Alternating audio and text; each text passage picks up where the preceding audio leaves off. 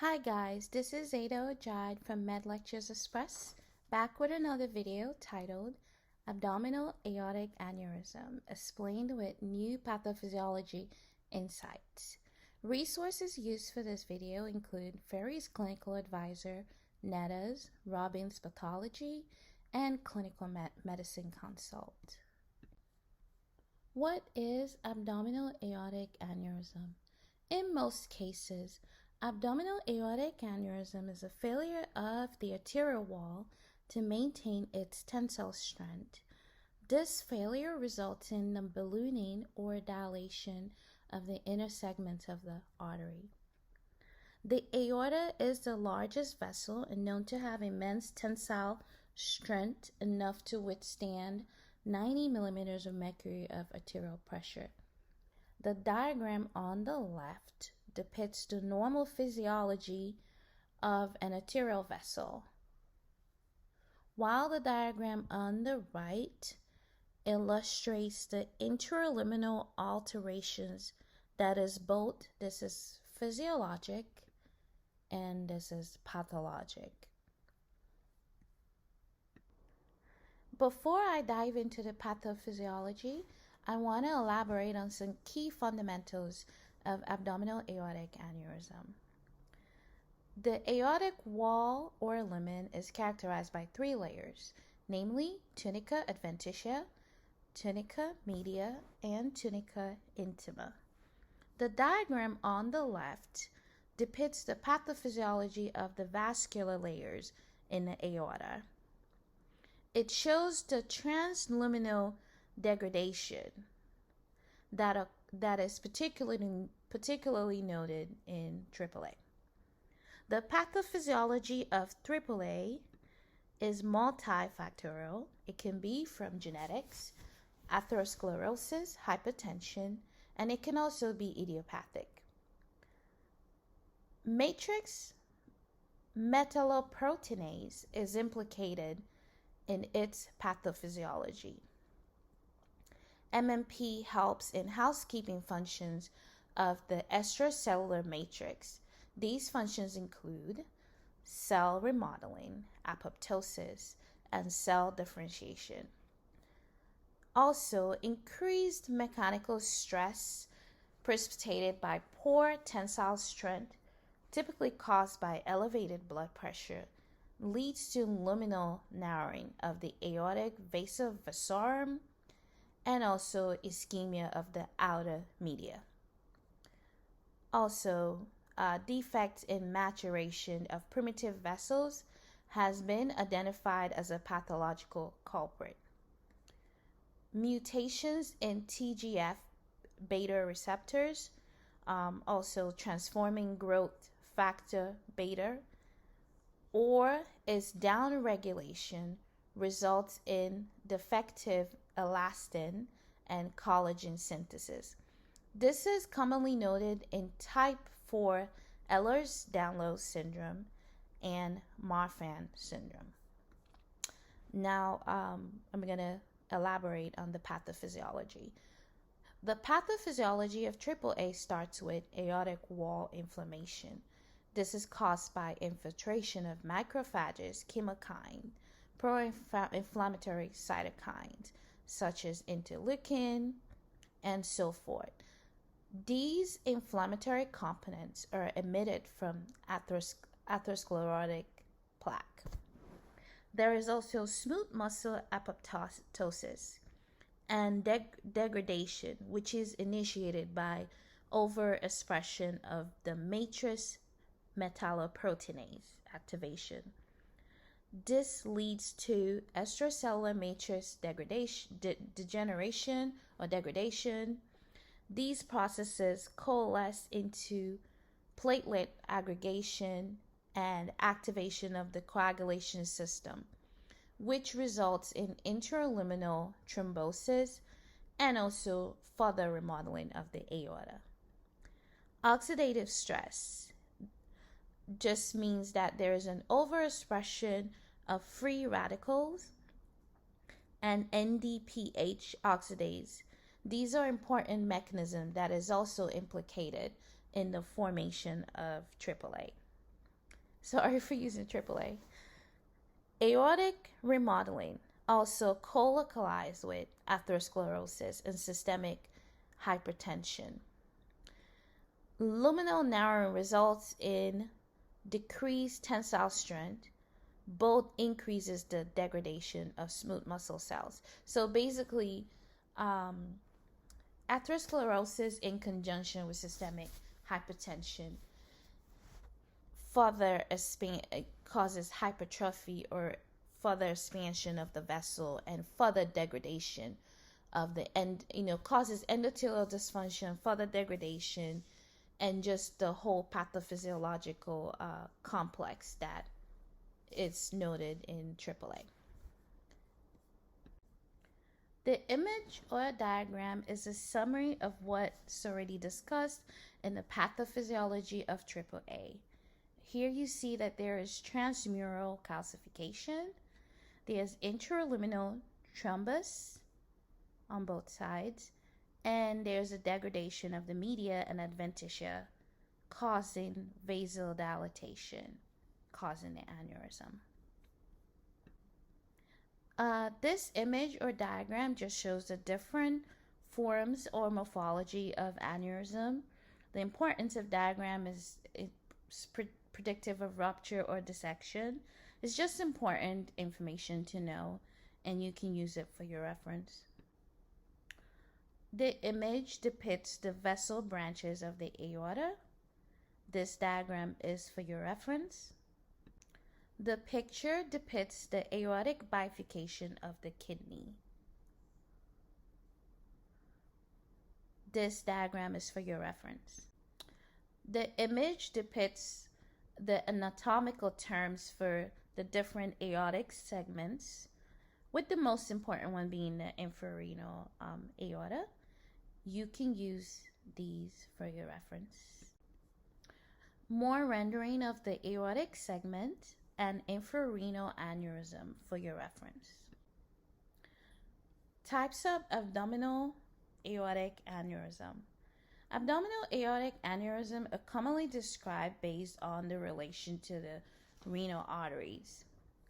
The most important one to note is the infrarenal. The aneurysm originates distal to the renal arteries. There is a segment of non-aneurysmal aorta that extends distal to the origins of the renal artery. The infrarenal location is the most common presentation of abdominal aortic aneurysm. There are other locations such as suprarenal AAA, which involves origins of one or more visceral arteries but does not extend into the chest. You can use this for your reference. Key pearls of AAA management. AAA is typically asymptomatic and presents as an incidental finding on radiograph. It is the 13th leading cause of death in the United States. It's prevalent in older males, affluent males more than females. Risk factors include tobacco abuse, CAD, and hypertension. Type 4 Ehlers-Danlos syndrome, Marfan syndrome, hyperlipidemia, COPD, Caucasian ethnicity, familial AAA, and obesity. Hypertension, atherosclerosis, and smoking are considered the primary precursors of AAA, with smoking causing at least 87% of cases. Key pearls of AAA management continued. Radiological findings include the following: widened mediastinum, enlarged aortic nerve, tracheal displacement or deviation, and aortic interluminal filling deficit. Clinical manifestations include abdominal bruit or pulsatile abdominal mass and abdominal distension. Signs of ruptured aneurysm include intractable or tearing abdominal pain with radiation to the back, flank pain, CVA tenderness, followed by tachycardia, hypotension, and syncope. Women have late presentations and have high susceptibility to rupture than men. For males 65 to 75 with a history of tobacco abuse, USPSTF recommends a one-time ultrasound screening for the presence of AAA. Screening in older women, although is controversial, although there is limited evidence, requires shared decision making. Also, incidence in women is steadily increasing, but has a low threshold compared to that of older males. Treatment include smoking cessation, beta blockers, statins, low dose aspirin, ACE inhibitor may prevent rupture but speed up growth. Watchful waiting for stable lesions less than 5 cm, cardiology consultation, inpatient transfer, and emergent surgery for ruptured aneurysm. I want to mention that the incidence is steadily increasing in older women, but there is a lower threshold compared to that of older men. This diagram depicts suggested AAA surveillance intervals. This is the diameter in centimeters, and this is the surveillance interval in months. X-ray rendering of AAA. There is calcification in the left lateral wall of a bilobed abdominal aortic aneurysm. That's where you see the red arrows. And there's an incidental finding of a gallstone, that's the white arrow. So this is what AAA looks like on an X-ray. This is a 3D CT angiogram reconstruction or rendering of a normal abdominal aorta and AAA. And here is AAA. You can use this for your reference. Here is another image with a 3D CT reconstruction or rendering of AAA. And where you see the white arrow is the AAA. You can use this for your reference. I want to mention that a lot of these images were adapted from medical learning sites, one of them being Learning Radiology. This image depicts saccular dilatation of abdominal aorta. This image was adapted from Loyola School of Medicine. It is the gross anatomy of an infrarenal AAA. This is an atherosclerotic aneurysm, and this can be felt on physical examination as a pulsatile mass in the abdomen. Pathology of ruptured AAA. This image was adapted also from Loyola School of Medicine, and this shows the abdominal aorta opened along the posterior wall, and you see that there is severe atherosclerosis with thrombus or blood clot superimposed into the luminal structure. Also, there are ulcerated plaques.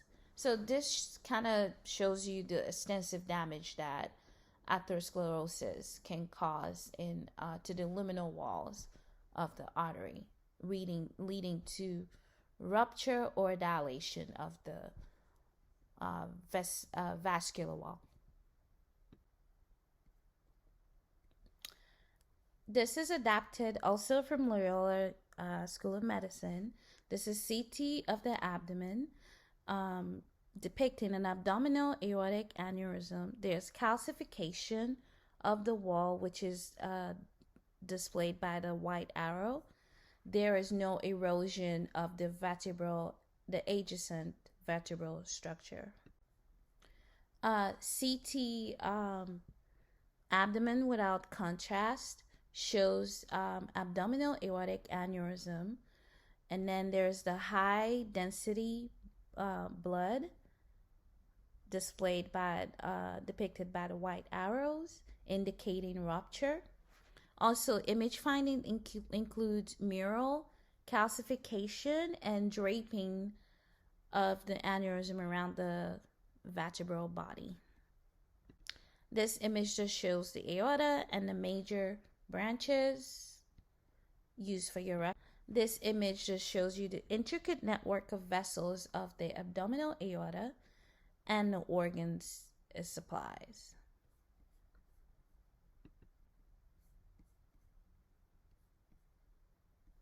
This image shows an open surgical repair of a ruptured AAA with graft body renal bypass. I want to say thank you so much for watching our videos, for supporting our channels, and please make sure to like and share the video. Thank you so much. Bye.